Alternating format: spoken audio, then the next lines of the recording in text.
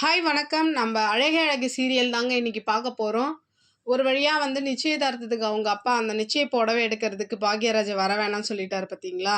அதனால என்ன பண்றாங்க, பாக்யராஜ் ரொம்ப வருத்தப்படுறாரு. வருத்தப்பட்டு மலர்கிட்ட பேசிட்டு இருக்காரு. இந்த மாரி என்ன மட்டும் ஏன் இந்த வீட்ல யாரும் மதிக்கவே மாட்றாங்க. ஒரு பொருட்டாவே நினைக்கல.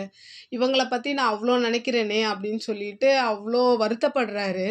ஆனா ஏன் தெரியல அந்த வீட்ல இவ்ளோ மோசமா நடந்துக்கிறாங்க.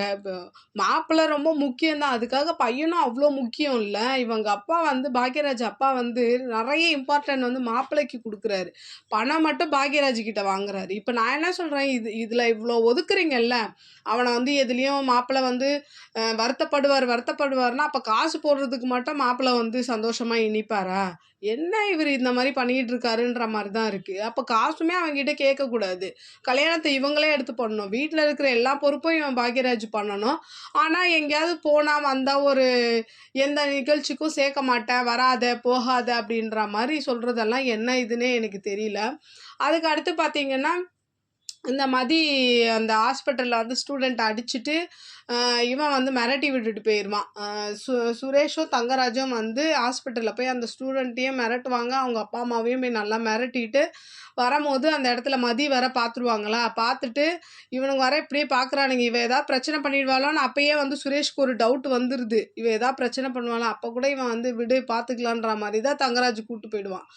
இவங்க என்ன பண்ணுவாங்க, அழகா எஸ்பி ஆஃபீஸ்க்கு போயிட்டு, அவன் மிரட்டுனது, அடிச்சது, இப்ப இவன் ஹாஸ்பிட்டல்ல மிரட்டுனதுன்னு எல்லாத்தையும் வீடியோ ஆதாரத்தோட கூட்டிட்டு போய் 2 ஸ்டூடெண்ட்டோடையும் கம்ப்ளைண்ட் பண்ணிடுவாங்க. பத்தாததுக்கு அந்த லவ் பண்ண பொண்ணு இருக்கால்ல, அந்த ஷாம் லவ் பண்ண பொண்ணையும் வீடியோ கால்ல பேச வச்சு எல்லா உண்மையும் எஸ்பிக்கு சொல்லி, அவரும் சிவியரா ஆக்ஷன் எடுக்கிறேன்ற மாரி சொல்லிடுறாரு. அதுக்கப்புறம் இப்படியே பார்த்தீங்கன்னா, இவங்க நிச்சயதார்த்தம் புடவையெல்லாம் எடுத்துக்கிட்டு பர்ச்சேஸ் பண்ணிட்டு வரவும் செய்றாங்க.